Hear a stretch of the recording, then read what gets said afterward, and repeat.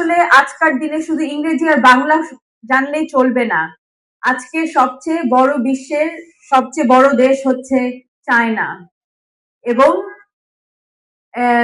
এই জন্য আমাদের শুধুমাত্র ইংরেজি বাংলা শিখলেই হবে না। হয়তো কোনো কোনো ক্ষেত্রে Chinese, Japanese, German, Italian, French, অন্যান্য ভাষাও শিখতে হবে।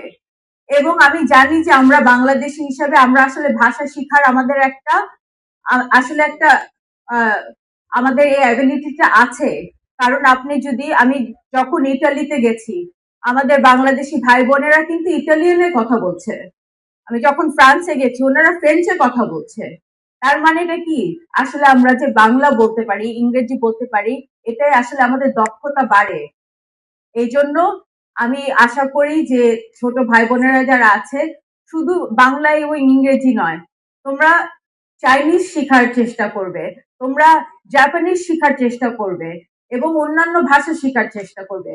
এবং এই ভাষা শিখলে কিন্তু দুইটা উপকার। একটা হচ্ছে আমরা অন্যান্য দেশ সম্বন্ধে জানতে পারি, অন্যান্য মানুষ সম্বন্ধে জানতে পারি। দুনিয়ায়, যেটা আমার বোন বলে গিয়েছে, গ্লোবাল সিটিজেন।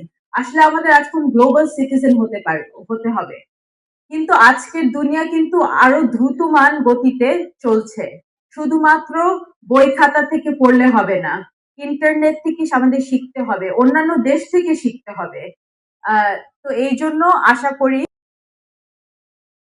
অন্যান্য এই কৌতূহলতাটা দরকার আমাদের। আসলে আমাদের সাধারণত আমাদের বাংলাদেশে যে স্কুল কলেজে আমাদের যে ট্র্যাডিশনাল যে সিস্টেম, সেটাই আসলে আমরা সাধারণত মুখস্থ বিদ্যার উপর আমরা অনেকটা রিলাই করি।